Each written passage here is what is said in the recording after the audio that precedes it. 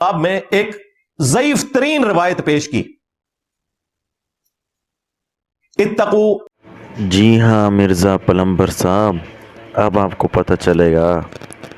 ماشاءاللہ مولانا صفدر صاحب نے تو کمال کر دی ہے.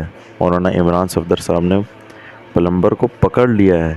سنیے پلمبر کی نئی ویڈیوز، مولانا پر کیا اس نے بکواسات کیے ہیں. سنیے، غور سے سنیے اور ویڈیو کو آخر تک ضرور دیکھیے اور آخر میں اپنی رائے ضرور دیں. تو انہوں نے جواب میں ایک ضعیف ترین روایت پیش کی. اتقو فراست المؤمن، مؤمن کی فراست سے ڈرو. فإنه ينظر بنور اللہ، بے شک وہ اللہ کے نور سے دیکھتا ہے. انہوں نے تو حوالہ نہیں دیا، یہ جامع ترمذی میں ہے اور اس میں عطیہ العوفی ضعیف ترین راوی ہے، ضعیف بھی ہے، مدلس بھی ہے اور عن سے بھی روایت کر رہا ہے. کئی سکم ہے اس روایت کے اندر. اچھا، کئی سکم ہے اس روایت کے اندر. پہلی بات تو یہ ہے کہ مرزے نے لفظ پڑھا ہے فراست المومن، جبکہ یہ غلط ہے. صحیح لفظ ہے فراست المومن. دوسری بات یہ ہے کہ مرزے نے راوی کا نام لیا ہے عطیہ العوفی. یہ لفظ العوفی نہیں ہے، العوفی ہے، یعنی عین پر زبر ہے. اور تیسری بات یہ ہے کہ مجمع الزوائد میں اس روایت کی ایک سند کو حسن لکھا ہے، اور مرزے کا یہ اصول ہے کسی ایک محدث کی طرف سے بھی تصحیح ہو تو یہ کافی ہے. اس کی دلیل یہ ہے کہ مرزے کا جو پیپر 5B ہے جو کربلا کے متعلق اس نے لکھا ہے، اس کے دفاع میں، اپنے اس پیپر کے دفاع میں مرزے نے کئی دفعہ یہ بات کی ہے کہ جی اس پیپر میں کوئی ایک ایسی روایت نہیں ہے جس کو کسی بھی محدث نے صحیح نہ کہا ہو. تو اس کا مطلب یہ ہے کہ اگر کوئی ایک محدث بھی کسی روایت کو صحیح کہہ دے تو مرزے کے اصول کے مطابق اس کو قبول کر لینا چاہیے. تو یہ روایت مرزے کے اصول کے مطابق قابل قبول ہونی چاہیے، کیونکہ پیپر 5B میں جو مرزے نے تحکیم لگائی ہے جن جن محدثین کی، ان میں مجمع الزوائد کے مصنف بھی شامل ہیں. تو اسی مصنف نے اس روایت کی ایک سند کو حسن کہا ہے. تو مرزے کے اس اصول کے مطابق تو یہ روایت قابل قبول ہونی چاہیے. اور چوتھی بات یہ ہے کہ یہاں تو مرزا بڑی سخت جرح کر رہا ہے کہ جی ضعیف ترین روایت ہے، یہ ہے وہ ہے. حالانکہ مرزا اسی راوی کی یعنی عطیہ العوفی راوی کی روایت بیان کر چکا ہے. وہاں مرزے نے اس روایت کا ضعف نہیں بتایا. وہ ایک صحابی تھے نا، اسی آیت کے کانٹیکسٹ میں آتا ہے، انہوں نے پوری رات مزدوری کی ایک یہودی کے ہاں، ایک مٹھی صرف کھجوروں کی ملی اسے معاوضہ. اس نے آگے حضور کو کیا کہ یا رسول اللہ، یہ غزوہ تبوک پہ جو آپ اپیل کر رہے ہیں نا، میرا بھی حصہ ڈال لیں. ٹھیک ہے.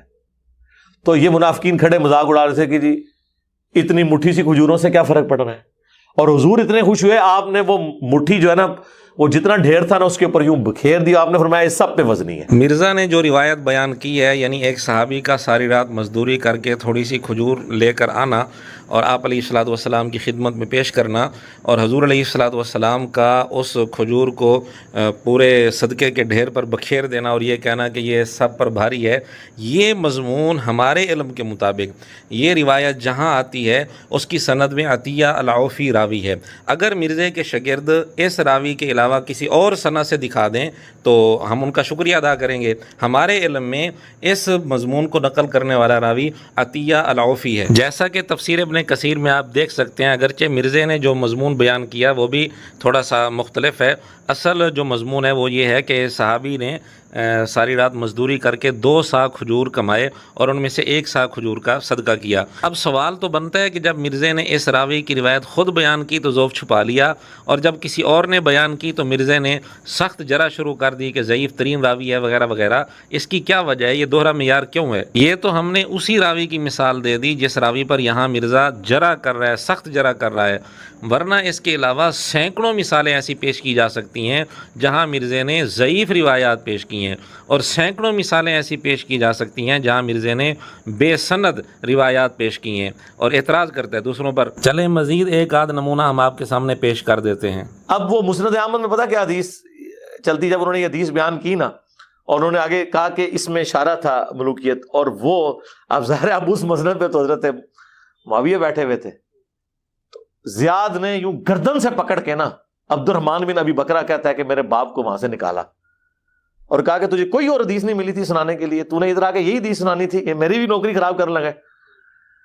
پھر وہ سمجھا بجھا کے واپس لے کے آئے. پھر حضرت معاویہ نے کہا کوئی حدیث سنا، انہوں نے پھر وہی حدیث سنائی. 3 बार हदीस सुनाई उन्होंने। मुस्नद अहमद के हवाले से मिर्ज़े ने जो हदीस सुनाई कि अबू बकर रज़ी अल्लाह ताला अन्हु को एक हदीस सुनाने पर गर्दन से पकड़कर निकाल दिया गया, ये हदीस मुस्नद अहमद में इस्लाम 360 के मुताबिक 20,777 नंबर पर है। इसकी सनद में अली बिन जैद बिन जदआन रावी है और इस रावी को मिर्ज़े के सामने टेबल पर रखी हुई मिशकात के हाशिये में 28 जगह पर ज़ईफ़ लिखा हुआ है, लेकिन मिर्ज़े ने पूरी बेशर्मी का मुजाहरा करते हुए इसका ज़ौफ़ छुपा लिया, क्योंकि गधा इस्तिफादा नहीं कर सकता, लिहाजा वो उलमा जिनके शोकेसों में किताबें रखी हुई हैं इस्तिफादा नहीं करते, तो वो गधे की मिसाल है। अच्छा, शोकेसों में रखी हुई किताबों से इस्तिफादा ना करने वाला अगर गधा है तो सामने टेबल पर रखी हुई किताब से इस्तिफादा ना करने वाला कौन होगा? सामने टेबल पर रखी हुई किताब में जिस रावी को 28 जगह ज़ईफ़ लिखा हुआ है, मिर्ज़ा पूरी ढटाई के साथ उसकी रिवायत को बयान कर रहा है, लेकिन उसका ज़ौफ़ बयान नहीं कर रहा।